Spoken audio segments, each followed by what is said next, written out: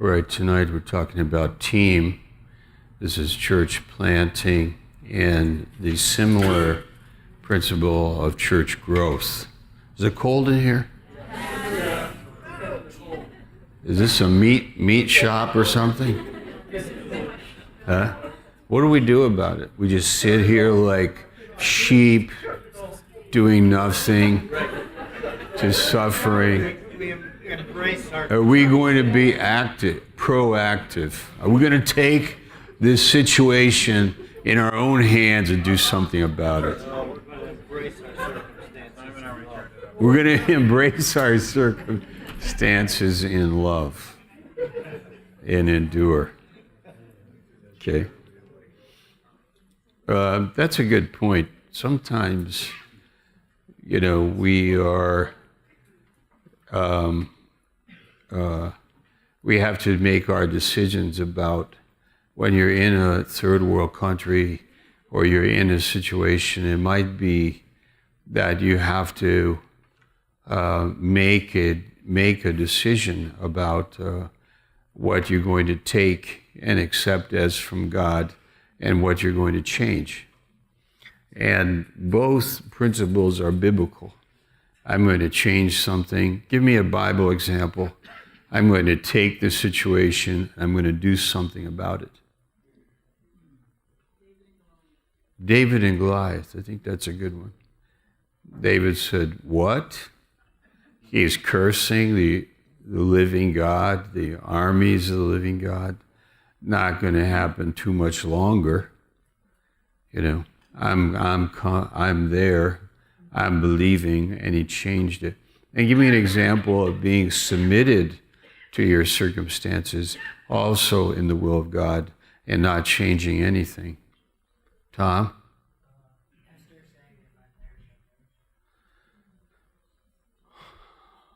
Okay, which one is that? Maybe she was willing to, like she had to go before the king, and right? Yeah. Yeah, you're answering the first part of the question, right? It fits maybe the first part of the question better than the second. And we're surprised at how good that is.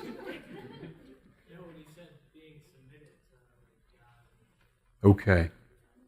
But not being submitted to God, she was. But being submitted to God in my circumstances and just taking it as God's will.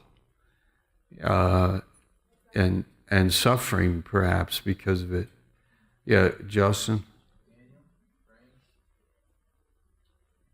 Okay, Grant?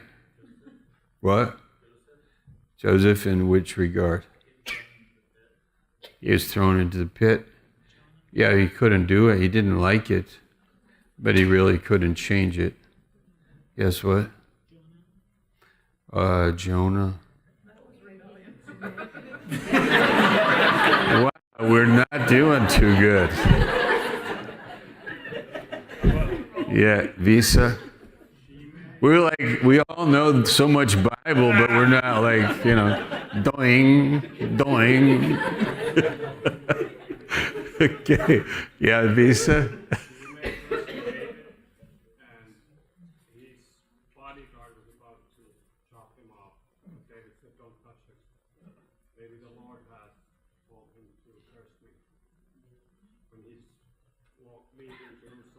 Oh, yeah. Mm-hmm. Okay. Richard? Pardon? Jesus.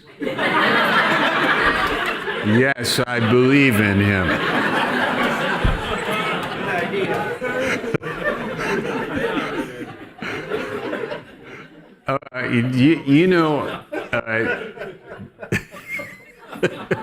That's actually the one I think is that was the one I was thinking of, that he died on the cross and didn't change it, but he had the power to, but he didn't. He accepted it, and that was his mission. And I'm just saying, maybe that's just a good example of how a missionary may go to a mission field. He may have a lot of power, influence, and so on, but God may not give him the right to use that, but to be submitted to God and endure. And sometimes it just comes upon you anyway, and you just cannot change it. But if a room is hot, or cold, like ours is here tonight, and we're just sitting here freezing, it happens in the third world. And actually here, we just take, getting cold and sick and everything.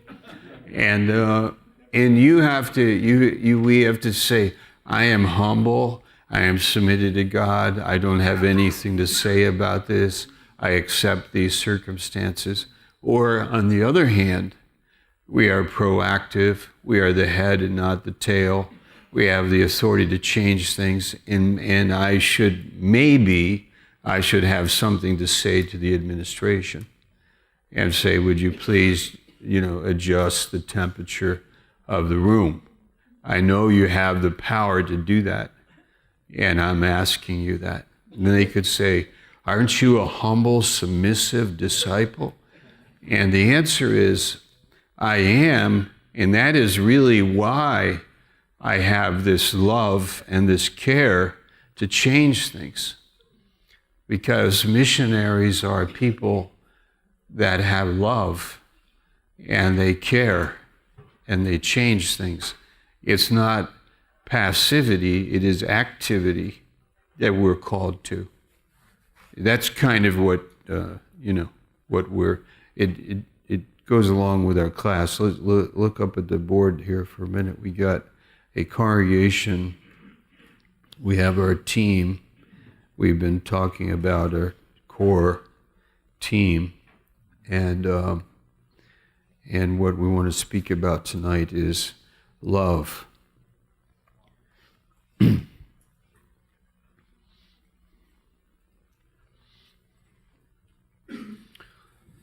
Turn to 1 Corinthians 13. Wasn't that a good conversation? Just a little discussion we had just now? Woo-wee. That was a good one.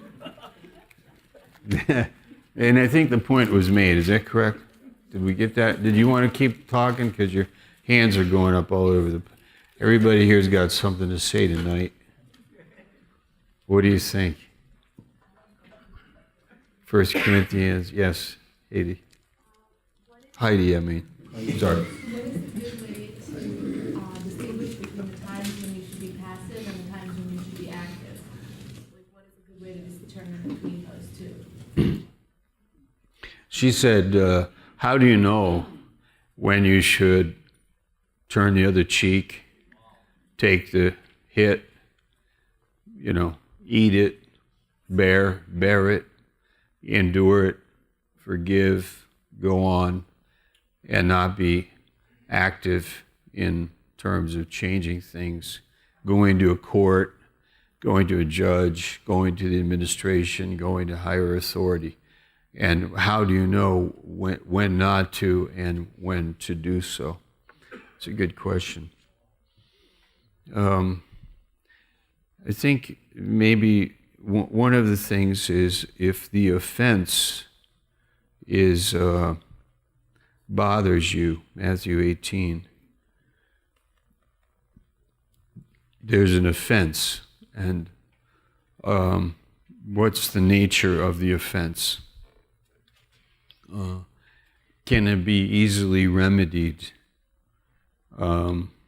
Is it practical? Is it a practical issue that just takes some activity, ingenuity, or work?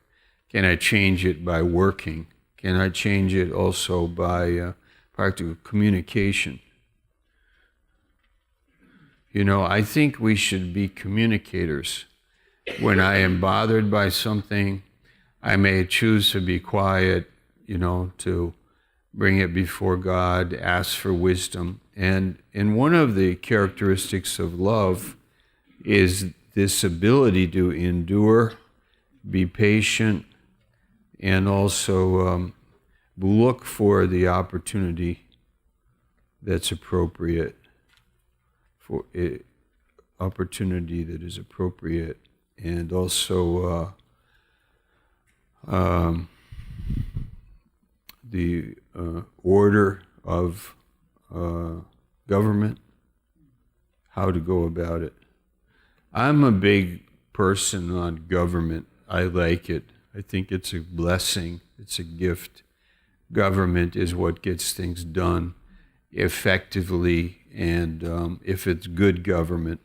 And in a team, there needs to be government. We send out teams. Team is submitted to the authority here, the elders here, and as you know, Pastor Shabeli, Pastor Hadley, myself, all of us are really actively involved with our missionaries on the field, and we care about them on the phone, emails, and because we are part of God's government in caring for what they are doing and overseeing them. This is a voluntary relationship. We could say that the voluntary relationship in love is the one that really makes a big difference. It's a spiritual. It's Jonathan and David, spiritual relationship. Jonathan and David, their hearts were knit together. And, this happens in the work of Christ in the world where we are fitly framed together. We feel and sense that we are part of each other in the ministry and what we're doing. And we would want you to feel that and to know that we know you, we know your name, we care about you, we minister. Because I've been about 20 years in Europe, so I know people and places, and I get emails and communications, and it means a lot to me as I know it does to them. This is part of, I think, what Heidi's question is. Like, how do I know when I'm being pushy, manipulative, I don't get my way, I'm irritated, I'm unhappy.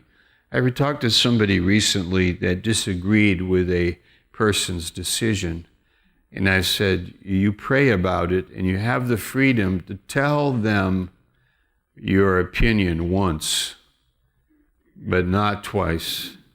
You can talk to them and talk to them about what you're thinking and feeling about this. But if they asked you your opinion, that would be even better.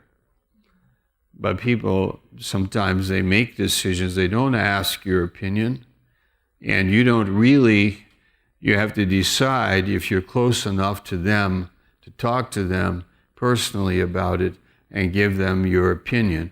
If you give your opinion or in your view, and it may be of God, like your view may be of God and may help them, but do you know that your opinion is of God? If you do really feel strongly about that, then you can talk to them as a friend. But you can't hound them. You cannot manipulate them. You cannot be on their case. You pray for them and you love them and you let them make mistakes.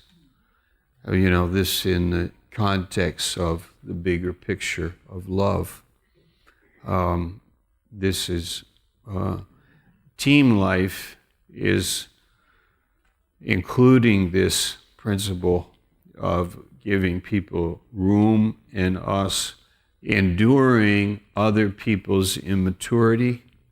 You can find in the new church, in the church plant, a lot of carnality. I think we spoke about that before. The point is that you cannot make a battle with carnality. You just simply need to live in the spirituality. 2 Corinthians 10, verse 5.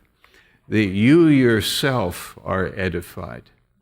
That you yourself, if we're sitting with a group like this, the church group, and just talking about the basketball game and the pizza, and I love Deep Pan Pizza, where we can go on our vacation, and what do you like to do, and how's your mother and your sister, and all of this kind of conversation, which is appropriate in some measure, but the core, the spirituality of the group is important, and for the development of it. So 1 Peter chapter 5, it says, if any man, 4, 10 and 11, if any man speak, let him speak of the oracles of God. Let's pray that the anointing will minister to the body, and our joy will be greater than their joy. Let me repeat that. Our joy, not that we're in competition in one sense, but that your love, your life, your joy, your freedom would be noticeably, just your life would have a focus on Christ in a personal way, that your cup runs over. You have an overflow. You have something to say. You have something to impart to the group. You're ministering Christ in the church, not only by words, but by your vitality, by your joy, by your freedom, joy and freedom, in your lack of or absence of negativity. Like, you are not a negative, complaining person. Negative, complaining. If you want to complain, complain to God. But if you want to have a friend that you want to talk to, I advise that. And you can talk to them in confidence. That's biblical. James chapter 5. If any man is overcome overcome by a fault, he can talk to somebody in confidence. Where are we on that one? Chapter 5, verse 16. Confess your faults one to another. Pray for one another that you may be healed.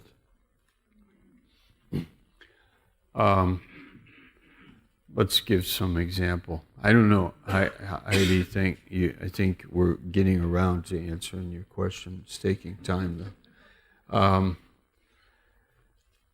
I'm on the mission field, having a hard time. And by the way, it's true. You can have a hard time on the mission field. It's good that you would be prepared in your thinking that it can be a hard time, a difficult time on the mission field. And I wouldn't want somebody to go who didn't have all the covering that they need in their personal life and in the team and their plan, because without it, I just wouldn't want somebody to get hurt, get so discouraged that they would come back to this country and just say, I'm finished. Not only as a missionary, I'm not a missionary, I don't even want to go to a church anywhere, ever. I don't want anything to do with it. That's a pretty serious thing to happen to somebody. And so, I think I've seen it happen, and I just think that our preparation is important. And it doesn't have to be that way. There can be root problems that we carry with us when we go into a mission or into a work, and they may surface when I'm on the mission field. Self-image issues, depression issues, usually self-image, and I need help. And also the team that I am on, this green on our picture, that's what's going to help me. These people, it says in Philippians chapter 3, if any man speak, our conversation is in heaven. Our conversation is in heaven. And I need a lot of the Bible to keep my way, and I listen to the Bible. I remember sometimes when I have hard times, I get real quiet. I remember what I have believed. I don't have to be much. I'm not asking, I don't need to be an important person. I don't need to do anything great. I just want to be before God, worship Him and listen to Him. And He will build me up, and He will love me and carry me. So I will put on the headphones and listen and be built up spiritually in my heart, and keep walking in love. And I've found these friends, these people that are my friends, and we know what is in our hearts. These are and then the ministry to the others as they grow. And when you find people growing, it's based on a few principles in us. Number one, you are not sensitive to injury. If somebody hurt you, you're not sensitive to it. The lifestyle of the people, sensitive to the lifestyle. Do you have to go by bus or walk? I remember being in Albania, and the bus, there was one bus, I think. There was one traffic light in the whole city, and in the 1960s. And there was probably one car that could stop at that one traffic light. I mean, it's a poor, former communist country. And we walked across the city. It took us an hour and a half. But if we had waited for the bus, we would have had to wait like some hours, one of those type of. And if the lifestyle is hard for you, if you react to it, it's just difficult. And then how can I disciple people or build up the core? It's okay, I can stay home. I cannot, if that's what I'm to do, that's okay. We had, what I'm saying is that love is not sensitive. Love endures and bears things. Love doesn't imagine injury.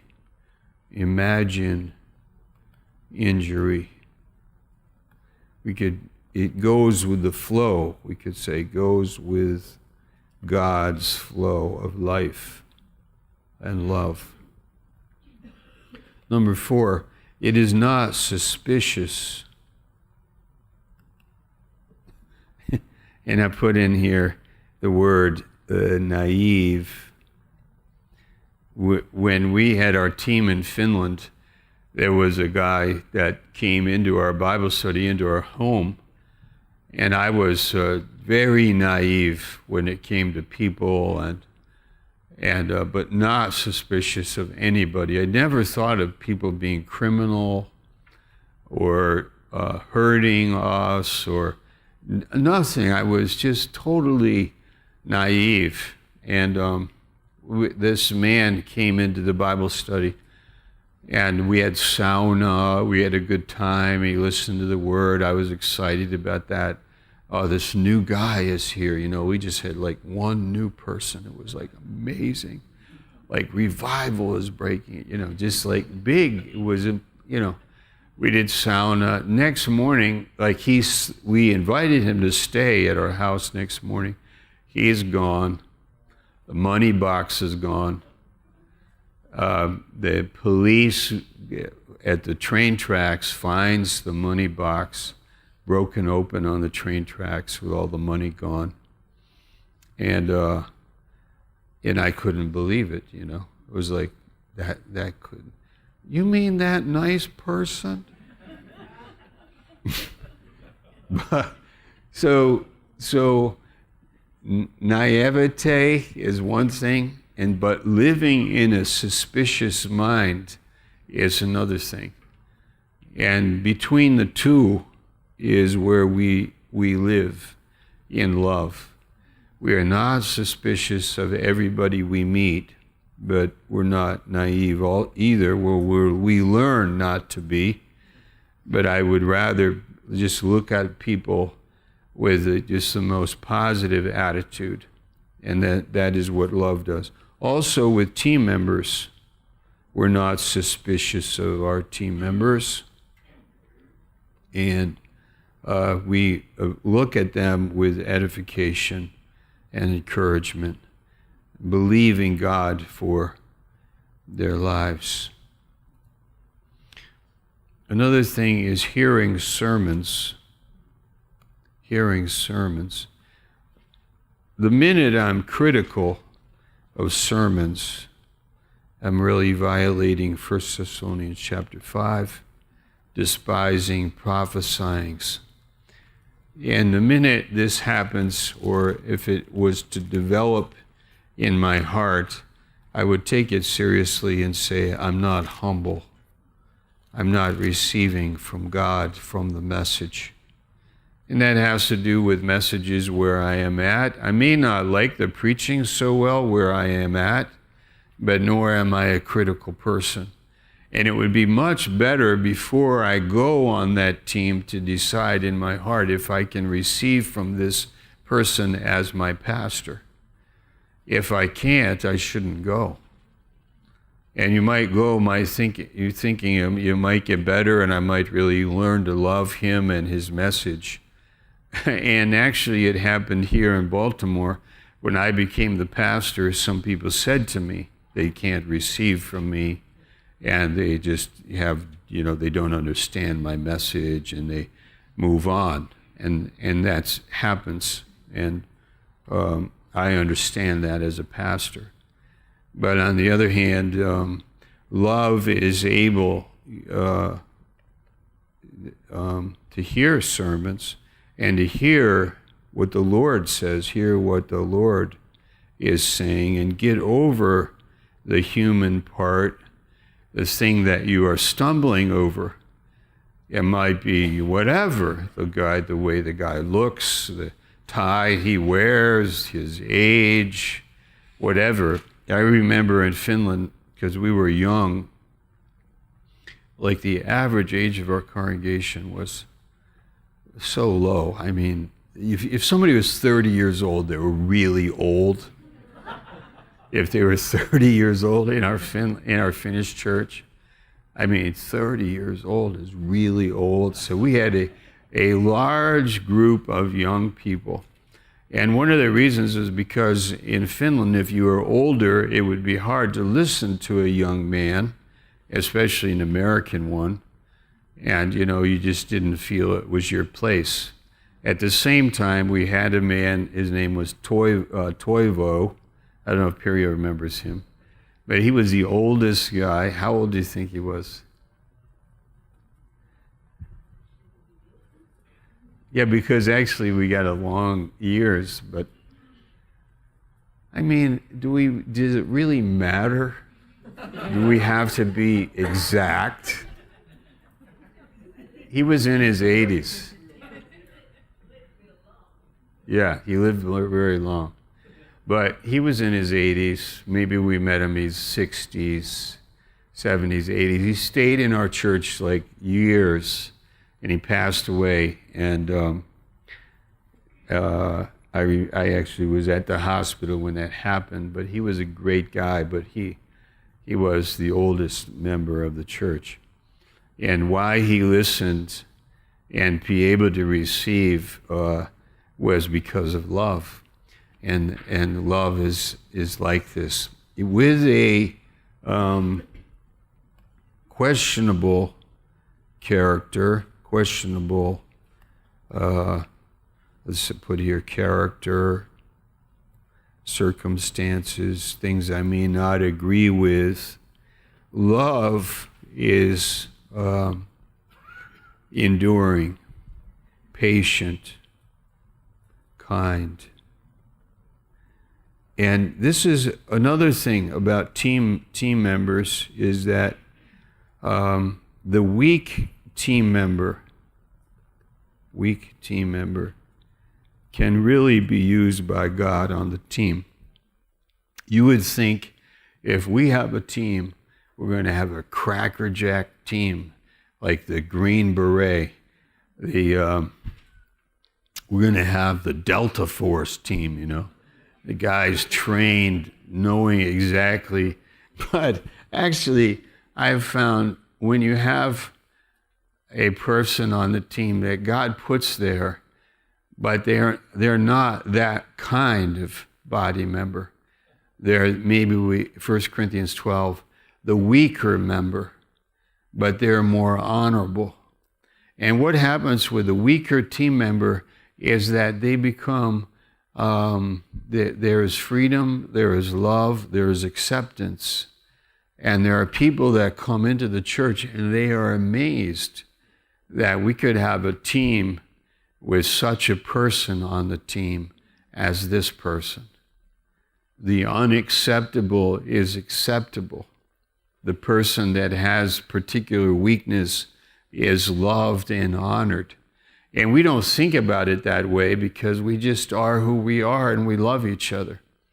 We had one in Hungary, Sid Root. Maybe some of you remember him. And he was fun to be with, and I loved him really, and he loved me. But he was a bit eccentric.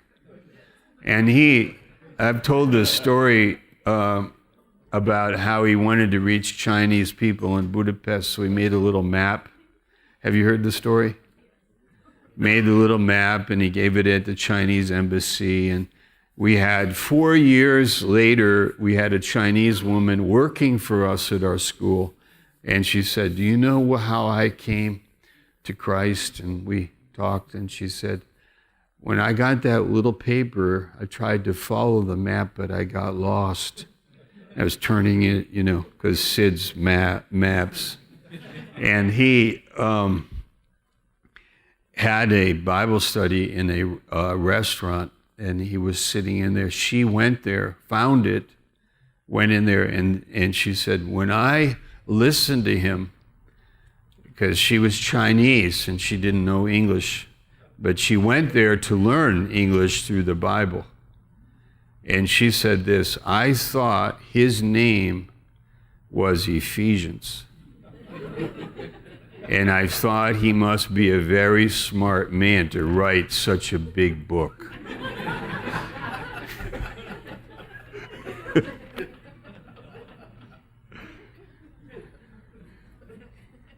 But she became a believer in Christ, a follower of Christ. Sid was a blessing to us as a team. God knows. We're not saying it to be cute or to be funny about it. We just are this way. We have love in our hearts. And a team with love is very appealing to people. Like people start to gravitate and they watch and they're like looking how you treat, what you think, what you're talking about. And when they are loved and accepted, they may, and also the direction of the team. Did you really come here to do mission work? Or did you come here as tourists? I remember in one country we were at, this person was with us for many weeks, actually months, and then she said this, I know why you came here. It's because you can have a better lifestyle here than back in America. And that your money is more powerful here than back in America. And that actually you came here for yourselves. That's really why you came here. And I heard it. I didn't talk to her. I let her go, and she made her way. She left our fellowship, and she had her opinion. And it's something to think about. I know in my heart why I was there. She may not know that, and she may have a different view, and then she can have that view. I may not be able to change her, but I need to know in my life, and I want to know in the lives of the people that I'm with, that we are there because of love. And we have no interest to be there except Jesus. We are believing that Jesus wants us to be there. And with pure hearts and with good intentions, we love those people and we serve them. And many times the service is day and night. It's constant. Our homes are open. We're on the street. You know, sure, you may live in a nice place or drink clean water or something about it that, you know, you may be enjoying something about the place, but that is not why I went there. We went there for this reason, and we know it as team members. Okay, so is that clear? That's pretty good, isn't it? That hits us where we're living. And I just say, I think you know this, but what we're talking about in this class is the greatest thing to talk about in this world. It is the most amazing thing to do in your life, is to take this, living in faith, giving all to Jesus, everything to Jesus, receiving in the body, being built up in it, and then also going somewhere and bringing the message. And being very patient in the work of the ministry in love. It's amazing.